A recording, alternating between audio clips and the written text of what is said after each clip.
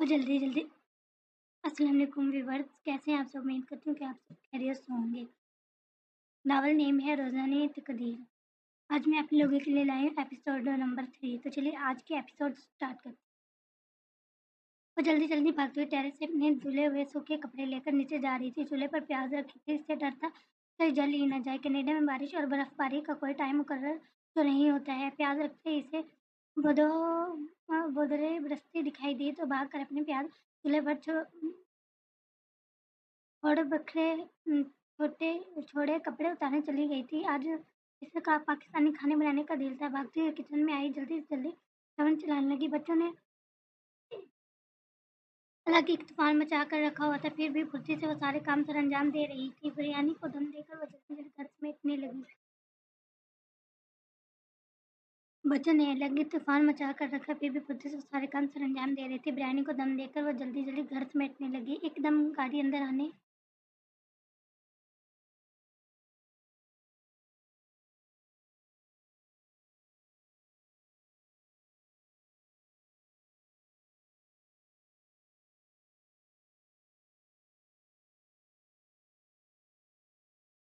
کی آواز سن کر وہ خوشی سے کھل گئی۔ اس سے پہلے وہ دروازے کی طرف بڑھتی بھاگتے ہوئے علی اور فنزا دروازے کی طرف لگ گئی۔ ابھی وسیم نے نوک بھی نہیں کیا تھا اور بچے تھوڑا سا کھل کر اس سے چپک بھی چکے تھے۔ اب بابا پہلے وہ لوگ کینیڈا میں رہتے تھے، لیکن ایک بار جو کوئی ان کے گھر میں داخل ہوتا تو اسے یہی لگا کہ پاکستان میں موجود ہے۔ گھر میں گھستے ہی سامنے دیوار پر لوہے قرآنی ایک بڑے شیشے کے فریم میں لگا ہوا تھا۔ اندر آؤ تو سیٹنگ ایریا تھا جس میں ٹی وی اور صوفہ سیٹ رکھا ہوا تھا۔ سامنے کچن تھا جس کے کاؤنٹر پر پھلوں کی باسکٹ رکھی ہوئی تھی۔ کاؤنٹر کے کونے پر مختلف میووں کے جار رکھے ہوئے تھے۔ اس وقت تو کچن سے بڑی ہی کوئی بہترین خوشبو آ رہی تھی۔ بچوں سے مل کر وسیم نے آمنہ کو سلام کیا، جس سے جواب میں آمنہ نے وعلیکم السلام کہا۔ آپ جلدی سے فریش ہو کر آ جائیں، میں کھانا لگاتی ہوں۔ خوشبو تو بڑی زبردست آ رہی ہے، چلو میں جلدی سے آتا ہوں۔ وسیم بیگ سائڈ پر رکھتا ہوا سیدھا کمرے میں چلا گیا۔ وسیم اور آمنہ کی کزن میرج ہوئی تھی۔ آمنہ کا تعلق کراچی سے تھا، جبکہ وسیم شروع سے ہی کینیڈا میں رہتا تھا۔ آمنہ وسیم کی خالہ زاد بہن تھی۔ جب وسیم اپنی امی کے ساتھ کراچی جاتا تو خالہ کے گھر ہی اسٹے کرتا۔ وہ دونوں بچپن سے ہی ایک دوسرے کے منسوب تھے اور یہ بات وہ دونوں خوب جانتے تھے۔ ایک دوسرے سے ان دونوں کی دوستی بھی بہت تھی۔ کوئی دن ایسا نہ تھا کہ وہ ایک دوسرے سے بات نہ کرتے ہوں۔ ابھی بھی ایسا ہی تھا۔ دونوں میاں بیوی کم اور دوستوں زیادہ لگتے تھے، جن کی بہت حسین تھی۔ وسیم فریش ہو کر ڈائننگ ٹیبل پر بیٹھ گیا۔ آمنہ کھانا سرو کرنے لگی۔ علی اور فنزا بھی بابا کے آس پاس بیٹھ گئے۔ آمنہ کچن سے منہ پھلائے سامان لا کر رکھ رہی تھی۔ آمنہ وسیم نے پیار سے کرا، آ گیا یاد؟ آمنہ نے آنکھوں میں چوری لی سے گھور کر کہا، ارے میں بھولا کب تھا، وہ تو بس ذہن سے نکل گیا۔ ہاں ہاں، آمنہ نے منہ بنا کر بولا، بھائی میں کبھی اپنی پیاری بیوی کا برتھ ڈے بھول سکتا ہوں؟ بس یہ کہنا تھا۔ مانو جلتے پر تیل چھڑک دیا ہو۔ جہاں آمنہ کا غصے سے لال پیلا ہو رہا تھا، وہیں بچوں نے زوردار کہکا لگایا، میرا برتھ ڈے ہے آج، میری برتھ ڈے ہے۔ حد ہے وسیم۔ اسی وقت ڈور بیل بجی۔ بچے فوراً بھاگتے ہوئے دروازے کی طرف بھاگے۔ ماموں آ گئے۔ بچوں کے چہرے پر چمک آ گئی تھی۔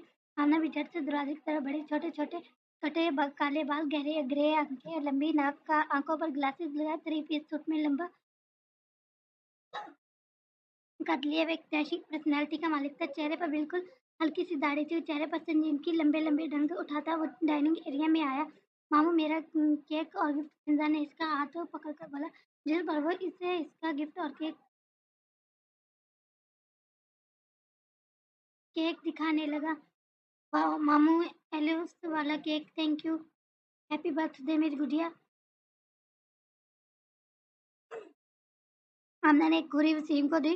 ارے ایسے کیسے دیکھ رہی ہو؟ میں نے بات کو کہا تھا یہ سب لانے کو۔ نائب بات دوسری طرف آنکھوں سے بات کو بچا لے، میری بھائی کا اشارہ کیا ہے؟ نہ آمنہ، وسیم بھائی نے ہی مجھے کہا تھا۔ تمہیں کیا لگتا ہے میں اپنی پرنسس کا برتھ ڈے بھول سکتا ہوں؟ وہ تو تمہیں چڑھا رہا تھا۔ ہاں، حال میں کیک کا گنجا اٹھا۔ آمنہ کو ویسے تو حقیقت معلوم تھی، لیکن پھر بھی وہ مسکرا اٹھی۔ آباد آمنہ کا بڑا بھائی تو امریکہ میں رہتا تھا، کام کے سلسلے میں اکثر پاکستان تو جب کینیڈا آتا جاتا رہتا تھا۔ بھابھی کو بھی لے آتے بھائی۔ آمنہ نے مومن والا رکھتے کہا، اگلی بار سے بریانی بہت اچھی بنائی۔ آمنہ وہ بات کو ٹال گیا، اب کیا بتاتا؟ بھابھی کو وہ قید کر نہ سکا کہ لب بن گئے، شدید غصے سے اس کی رگیں تن گئی۔ ارے عباد تم ٹھیک ہو؟ وہ وسیم نے اسے دیکھتے ہوئے پوچھا، ایک دم خود کو نارمل کرتے اس نے ہاں میں سر ہلایا۔ اپنے ہوٹل روم میں وہ ادھر سے ادھر टहल रहा था। शदीद गुस्से में वो तकरीबन दहाड़ते हुए फ़ोन पर बात कर रहा था। क्या मतलब वो नहीं मिल रही, ढूँढो इसे, मुझे मेरी बीवी हर हाल में मिलनी चाहिए, इसे कुछ होना नहीं चाहिए।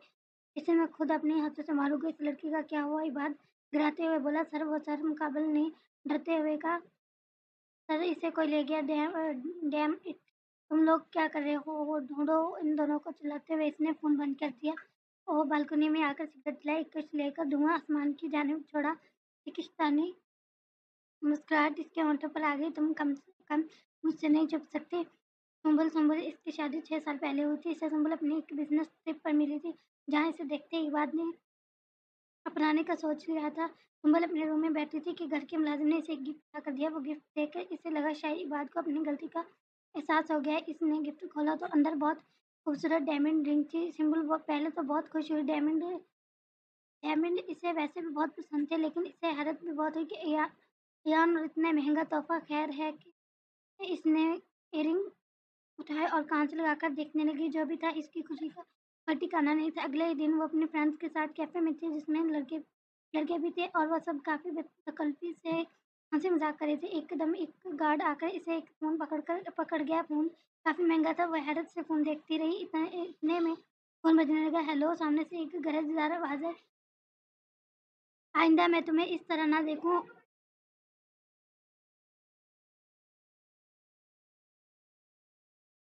सामने से गरजदार आवाज़ आई, आइंदा मैं तुम्हें इस तरह ना देखूँ, और फ़ोन बंद हो गया।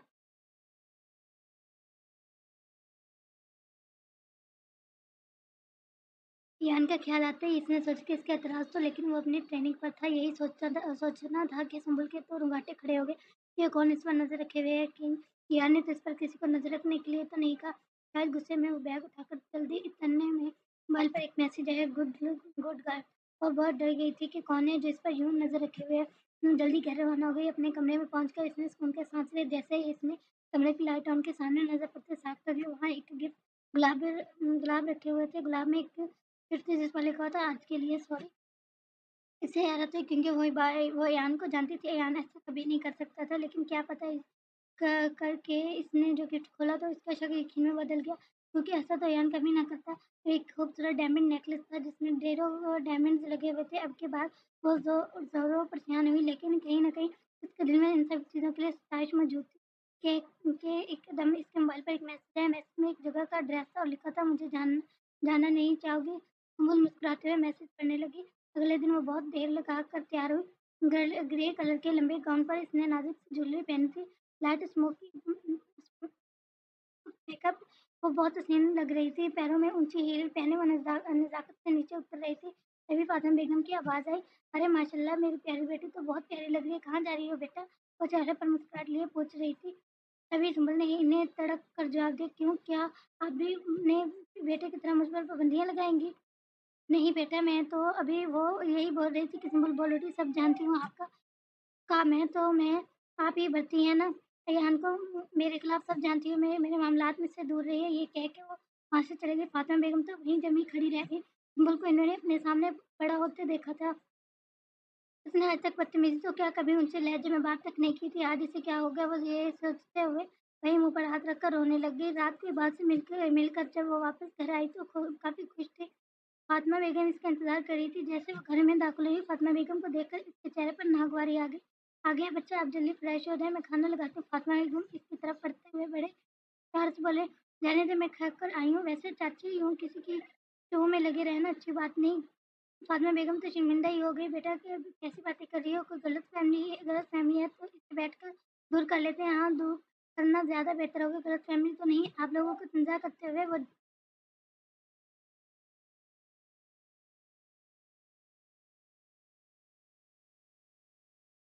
के बाद एक बहुत अमीर बिज़नेसमैन था। इसके पैसों की जोगो-जोग ने संभल के होश उड़ा दिए थे। वो बहुत खुश थी। यहाँ तो वो चाहती थी बहुत से इम्पोर्टेंट्स, महँगे गिफ्ट, बड़ी गाड़ी, बड़े-बड़े होटल्स में आना-जाना, घूमना-फिरना, और इबाद इसे ये सब दे रहा था। इसी दौरान इसे अपने और रेयान के रिश्ते से कोफ्ता होने लगी। इसने इबाद से इबाद तलक वक़्ती बनाया था। सोचा था कुछ दिन बाद मना कर देगी, लेकिन इबाद हर बार कुछ न कुछ ऐसा कर जाता कि वो इससे दूर ना हो पाती। दरवाज़े के खटकने की आवाज़ से माईशान ने सर पर ऊपर उठाकर देखा। आँखें आँसुओं से लाल थी। "कौन?" कँपकँपाते होंठों से पूछा गया। ईयान ने गहरा साँस लिया और कहा, मुझे आपसे एक बात करनी है। 1 मिनट। माहेशान ने अच्छे से दुपट्टा ओढ़कर दरवाज़ा खोला। ईयान की नज़र माहेशान की आँखों पर पड़ी। आप रो रही थी। एकदम अपने नज़रें नीचे झुकाते माईजान बड़े ज़ब्त से बोली, कोई काम था आपको? लेकिन दिल तो चाहता ज़ोर-ज़ोर से रो दे, लेकिन यूँ किसी के सामने अपने दिल का हाल ज़ाहिर कर दे। इतनी कमज़ोर भी नहीं थी। क्या आप मुझसे निकाह करेंगी? ईयान ने बिना कोई तोहमत बाँधे नहीं। माईजान ने भी साफ जवाब दिया और दरवाज़ा बंद करने लगी। ईयान को कहीं न कहीं ये लगता था कि वो फ़ौरन ही मान जाएगी, क्योंकि इसे इसके तहफ़्फ़ुज़ की ज़रूरत है, इज़्ज़त की ज़रूरत है। वो जो इसे ईयान दे देगा। ईयान को लगा था इसे ऐसा करके वो इस पर एहसान कर रहा है, लेकिन कबल का ये जवाब सुनकर इसे अचानक तहश आ गया, क्योंकि शायद मर्द कितना ही अच्छा और नेक दिल क्यों ना हो, औरत इसे मुट्ठी में बंद पसंद आती है। वो चाहता है जो कहीं औरत वैसी ही हो जाए। मर्द हमेशा अपनी सहनबंदी दिखाना चाहता है। इस वक्त यान की सोच के मुताबिक इसने जवाब ना दिया तो वो बेकाबू हो गया। क्यों पूछ सकता हूँ? दरवाजे पर अपना हाथ रखते हुए लबपंच बोला, क्यों नहीं पूछ सकती हूँ? इस बार माए जान ने भी गिराते हुए इसकी आंखों में आंखें डालकर पूछा, ये मेरे सवाल का जवाब नहीं। मिशमिशान के कानों में गोया किसी ने गर्म लोहा अंडेल दिया हो। इतने जोर से धक्का दिया, माईशान ने फौरन दरवाज़ा बंद कर दिया। दरवाजे पर एक ज़ोरदार मुक्का मारकर वो अपने कमरे में आ गया। अपना कमरा इसने तकरीबन तहस-नहस कर दिया था। शायद वो इस लड़की से बेइंतहा मोहब्बत करने लगा था, लेकिन इसे इस बात का भी इल्म ना था। सुबह जब इसका गुस्सा ठंडा हुआ, इसने अपने चेहरे पर बेपनाह शर्मिंदगी हुई। सबसे पहले इसने माईजान से माफ़ी माँगने का सोचा, जो भी इज़हार राय की सबको इजाज़त में यूँ इन्हें प्रेशराइज़ नहीं कर सकता। जैसे वो माईजान के कमरे में आया, कमरा बिल्कुल खाली था। मुलाज़िम बोल कर से माईजान क्या जानना चाहा। वो कहा तो मुलाज़िम ने इस बताया कि सर सुबह से ही कमरा खाली है, शायद वो चली गई हैं। क्या मतलब चली गई हैं? अयान गुस्सा ज़ब्त करते हुए बोला, सर मुझे नहीं मालूम। अयान भागता हुआ कमरे में आया और अपना फ़ोन ढूँढने लगा। कहाँ हो तुम माईजान? तुम्हें खुद को यूँ खतरे में नहीं डालना चाहिए था। अयान के जाने के बाद की घंटे वो वहीं दरवाज़े से लगी बैठी रही। इसे समझ नहीं आ रहा था कि अब क्या करे। कभी ऐसा वक़्त तो था यूँ किसी के इज़हार और शिद्दत के लिए वो पागल थी, लेकिन अब वो दिल था ना जज़्बात ना सोच। अब तो ये माहीशान भी पहले वाली माहीशान ना थी। माहीशा आँखों के आगे फिर बचपन की तलक यादें आने लगी। वो 5वीं क्लास में थी। एक दिन अपने घर के बाहर कुछ लड़कियों को खेलते देखा तो इसका दिल चाहा कि वो भी उनके साथ खेले। छोटी बच्ची थी, बाप बाप भाई की रोक-टोक को नहीं समझती थी, खेलने निकल गई। इसे बहुत मज़ा आ रहा था। मासूम बचपन था, कुछ खुशी के पल समेट रहे थे। एक गरजदार आवाज़ आई, माईजान। मार्जन एकदम डर के पलटी। इसके बाबा खड़े थे। वो तेज-तेज चलते इसके पास आए और इसे घर में ले गए। भाई ने इसे खूब मारा भी और रो-रो कर माफ़ी माँगती रही। फिर ये मामूल सा बन गया, कुछ गलत करती फिर इसे मारा जाता। वो 9वीं क्लास में थी। अब इसे मार से कोई फ़र्क भी नहीं पड़ता था। ये कहना गलत नहीं होगा कि वो झूठ हो गई थी। इसे अपने बाबा और भाई पर बेइंतहा गुस्सा था। वो जानबूझकर वही करती थी जिसे काम कर वो मना करते थे। ऐसा ही होता जब किसी पे बेजा सख्ती की जाती है। आजकल ये बात बहुत आम है कि माँ-बाप बच्चों पर बेजा रोक-टोक करते हैं, इन पर शक करते हैं। नतीजतन बच्चे ज़िद्दी हो जाते हैं, माँ-बाप पर इससे एतबार खो देते हैं। फिर माँ-बाप की सही बात भी उन्हें गलत लगती है। ऐसे ही बच्चे अक्सर वो कदम उठाते हैं जो फ्रेंडली एनवायरनमेंट में पले बच्चे सोचने से भी डरे। माँ-बाप की इज़्ज़त ज़रूरी है, डर तो कभी न कभी खत्म हो जाता है, लेकिन अगर आपको बच्चा आपकी इज़्ज़त करता है तो वो आपका हक कभी नहीं टालेगा, आपको कभी रुसवा नहीं करेगा। रोक-टोक ज़रूरी है, लेकिन हर इंसान की इज़्ज़त नफ्स होती है। सख्ती ऐसी है कि वो इज़्ज़त नफ्स कभी मजरूह ना हो। आप अगर किसी चीज़ से बच्चे को रोक रहे हैं तो इसके बदले में बच्चे के साथ क्वालिटी टाइम गुज़ारें, इसे हर खुद से दूर ना करें। माईजान अब अपने बाबा और भाई से बदचैन हो गई थी। तब से इसे फर्स्ट टाइम किसी लड़के ने प्रपोज़ किया था। बेज़ाहिर तो इसे मना किया, लेकिन दिल में इसे बड़ा अच्छा लगा। स्कूल से वापसी पर बॉयज़ स्कूल के लड़के अक्सर लड़कियों का पीछा करते हुए हॉटिंग करते। वो ज़ाहिर तो ऐसा करते कि इसे बहुत बुरा लग रहा है, लेकिन अपना रास्ता इसे कभी चेंज नहीं किया। वो चाहती तो दूसरे रास्ते से भी घर जाती, लेकिन इसे ये सब अच्छा लगता था।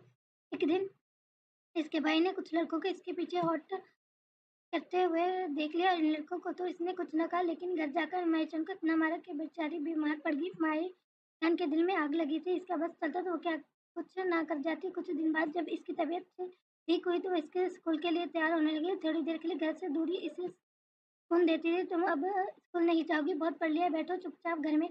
लेकिन बाबा भी इसने यही कहा था कि चुपचाप की एक जोरदार थप्पड़ आकर इसके मुंह पर लगा। बदतमीज, अब ज़बान चलाएगी? इसके बाबा ने थप्पड़ मार के कहा। बाबा इस सिर्फ डांटा करते थे, आज इन्होंने इस पर हाथ उठाया था। अपनी माँ के साथ तुझे भी मर जाना चाहिए था, ये कहकर वो चले गए। मायाचांद पूरा दिन रोती रही। अब इसने फैसला कर लिया था कि वो ये घर छोड़कर चली जाएगी। अब वो दोबारा नहीं रोएगी। अपनी आंखों से आंसू पोंछते वो उठ खड़ी हुई। जरूरी सामान जल्दी जल्दी बैग में बंद करके जितने भी ऐसे जेवर घर में थे वो लेकर घर से चली गई। एक वादा इसने खुद से किया था कि वो कभी कभी वापस यहाँ नहीं आएगी।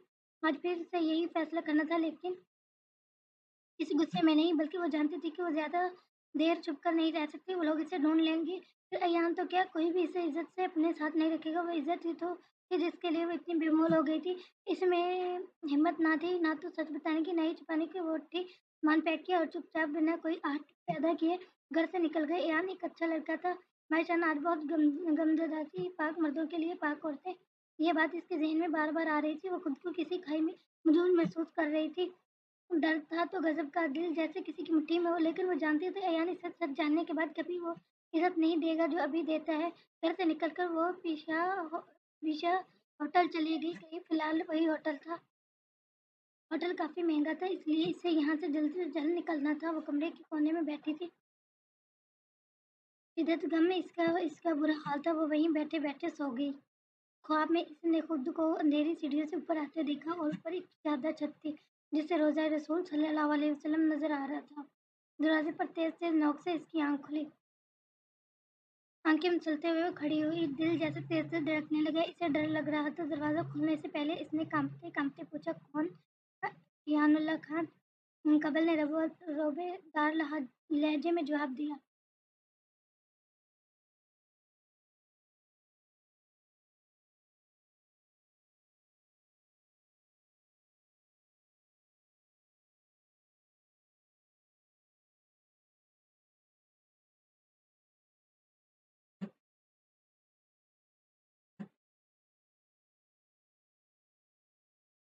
मैं पूरा उथल-पुथल था। इसने जैसे-तैसे मोबाइल ढूँढा और इब्राहिम को कॉल मिलाई।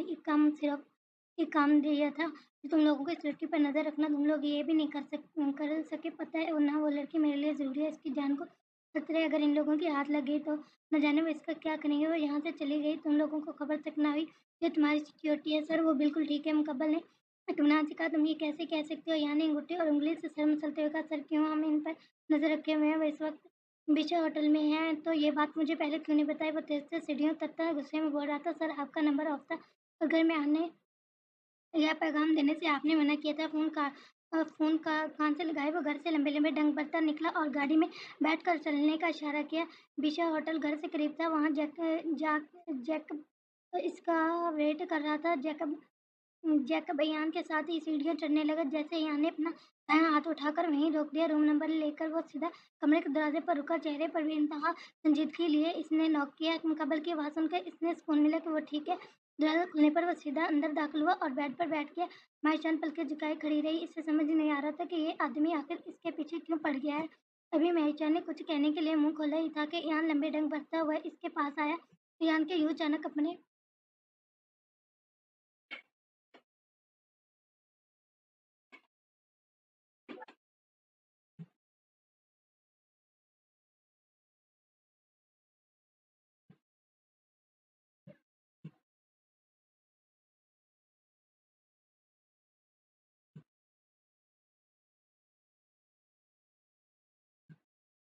रेहान के यूँ अचानक अपने पास बढ़ने पर वो 2 कदम पीछे हुई। अगर निकाह नहीं करना था तो बता देती हूँ।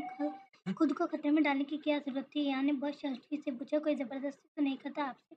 कम से कम आप यूँ खतरे में तो ना होती। आपको किसने कहा है यहाँ मैं हिफाज़त में नहीं हूँ? महेशा ने एक-एक लफ़्ज़ चबाकर कहा, क्या मतलब है? रेहान ने माथे पर बल डालते हुए पूछा। यहाँ या वहाँ मैं जहाँ भी हूँ अपने रब की हिफाज़त में हूँ। आपको कौन वो होता है किसी को महफ़ूज़ करने वाले? मौत क्या आपके घर में नहीं आ सकती? मुझे मेरे रब ने तब भी इनसे हिफाज़त में रखा था जब आप नहीं थे, और आगे भी रखेंगे। तो मिस्टर ईयान, आप वसीला तो हो सकते हैं, पर मुहाफ़िज़ सिर्फ़ और सिर्फ़ मेरा अल्लाह है। ईयान की आंखें शर्म से झुक गईं। आप मुझसे शादी क्यों नहीं करना चाहती? इस बार ईयान ने बहुत नरमी से पूछा। क्योंकि शादी एहसानों तले नहीं होती। शादी दो तरफ़ा ख़्याल, एहसान और मोहब्बत से होती है। शादी करने के लिए दो लोगों को आपस में एक-दूसरे की इज़्ज़त करना ज़रूरी है, वरना दो वक़्त का खाना छत तो हम जानवर को भी दे देते हैं। अयान को जम के इसे अपनी बात याद आई। अम्मी, मैं किसी परस्त औरत से शादी कर लूँ जो सिर्फ़ ज़िंदगी गुज़ारने के लिए मुझसे शादी करे? नहीं बेटा, ऐसा नहीं है। फ़ातिमा बेगम इसका हाथ पकड़कर बोली, रहने दे। अब मैं सबको सिर्फ छत पैसे और 2 वक़्त की रोटी चाहिए। इसके माज़ी में कही गई बात इसके कानों में गूंजने लगे। आंसू इसकी आँखों से 2 तरफ बहने लगे। मैं आपको नीचे इंतज़ार कर रहा हूँ, ये कह के वो नीचे चला गया। आयशा ने इसकी हालत देखकर परेशान हो गई। इसे अपनी बात पर पछतावा तो नहीं था, लेकिन इस शख्स के इस पर एहसानात थे, वो इसका दिल नहीं दुखाना चाहती थी। लेकिन एहसानों तले वो इससे शादी भी नहीं करना चाहती थी।